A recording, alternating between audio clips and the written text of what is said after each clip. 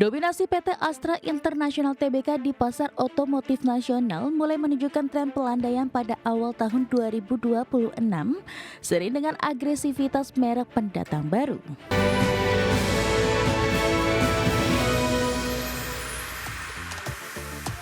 Dominasi PT Astra International Tbk di pasar otomotif nasional menunjukkan tren pelemahan seiring dengan agresivitas merek pendatang baru.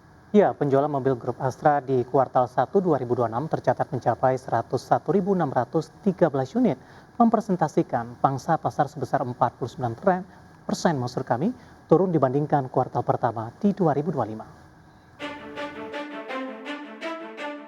Dominasi PT Astra International Tbk di pasar otomotif nasional mulai menunjukkan tren pelandaian pada awal tahun 2026 seiring dengan agresivitas merek pendatang baru.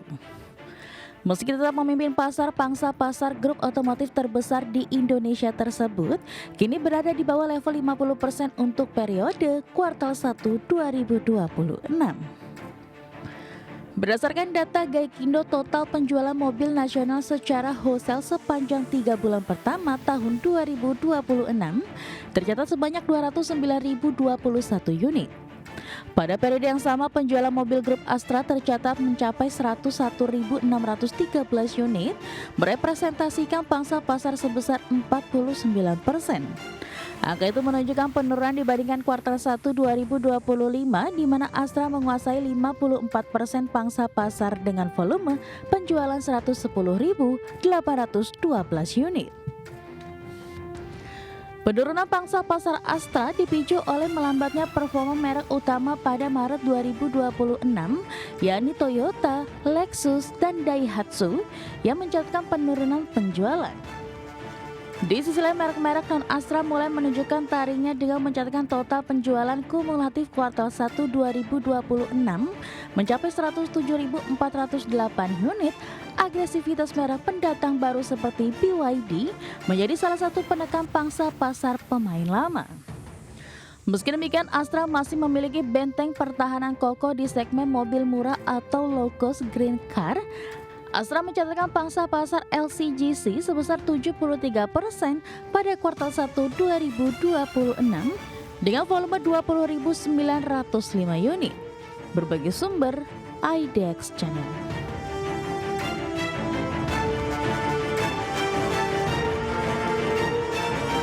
Bursa Efek Indonesia mengumumkan penghapusan pencatatan saham atau delisting terhadap 18 emiten, mulai dari PT Sri Rejeki Isman Tbk atau SRIL hingga PT Sugi Energi Tbk.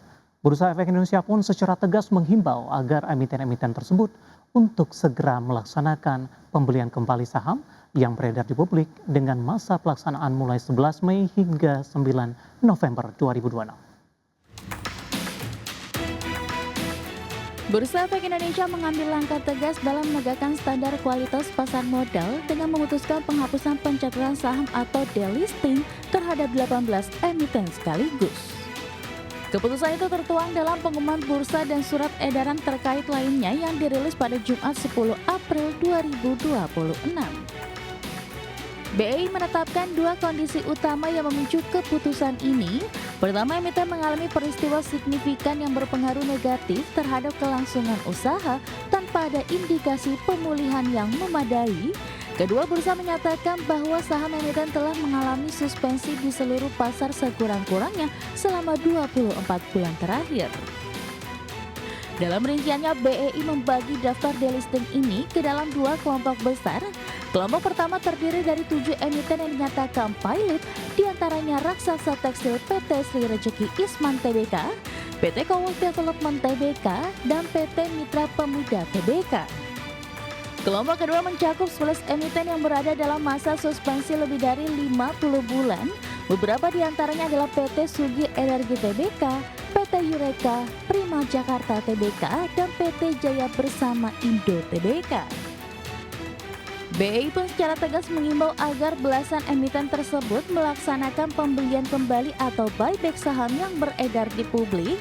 Berdasarkan jadwal yang ditetapkan, emiten wajib menyampaikan keterbukaan informasi mengenai rencana buyback paling lambat pada 10 Mei 2026.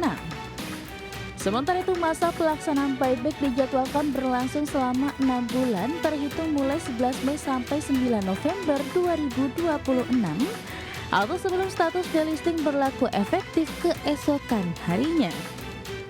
BI menegaskan bahwa emiten-emiten tersebut tetap wajib memenuhi seluruh kewajiban keuangan maupun administratif kepada bursa hingga tanggal efektif penghapusan saham. Berbagai sumber, IDX Channel. Informasi dari eksternal pemirsa di mana Presiden Amerika Serikat Donald Trump mengumumkan blokade penuh Selat Hormuz setelah perundingan damai dengan Iran yang berlangsung selama 21 jam di Islamabad berakhir tanpa kesepakatan pada Minggu ke-13 April 2026. Pengumuman tersebut disampaikan Trump melalui platform sosialnya dan tak lama setelah Wakil Presiden H.D. Vance menyatakan bahwa negosiasi gagal mencapai titik krusial. Trump menyatakan bahwa kapal yang terbukti membayar izin lintas kepada Iran akan dicegat. Selain itu, Angkatan Laut Amerika Serikat diperintahkan untuk menghancurkan ranjau laut yang dipasang di perairan tersebut. Trump mengklaim bahwa negara lain akan turut serta dalam operasi ini tanpa merinci pihak yang terlibat.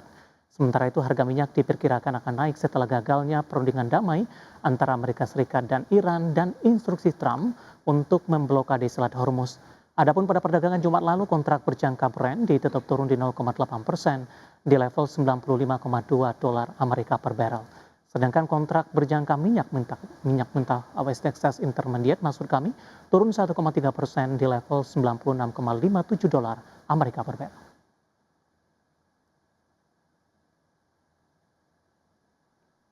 Kita ke informasi selanjutnya pemirsa, di mana PT Aspirasi Hidup Indonesia TBK menyiapkan belanja modal hingga 450 miliar rupiah untuk tahun 2026, di mana dana belanja tersebut akan difokuskan pada ekspansi jaringan toko serta penguatan infrastruktur operasional.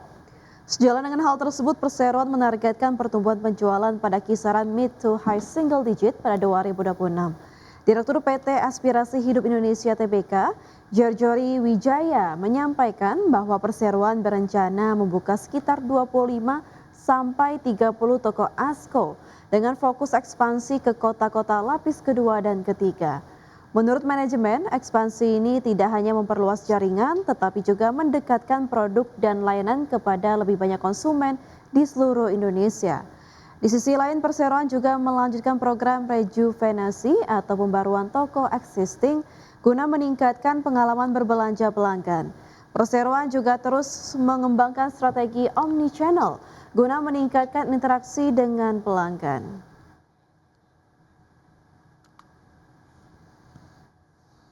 Selanjutnya update dari bursa global, pemirsa. Bursa saham Wall Street ditutup bervariasi di perdagangan Jumat waktu setempat, di mana investor memilih untuk mengambil jeda saat memasuki akhir pekan sambil terus memantau negosiasi perdamaian Timur Tengah yang sedang berlangsung. Di saat yang sama, indeks harga konsumen Amerika Serikat menunjukkan harga konsumen mencatatkan lonjakan bulanan terbesar dalam hampir 4 tahun akibat lonjakan harga energi. Di perdagangan Jumat waktu setempat, indeks Dow Jones Industrial Average terkoreksi di 0,56% ke 47.916, S&P 500 melemah di 0,1% ke level 6.816, dan Nasdaq Composite menguat di 0,35% ke posisi 22.902.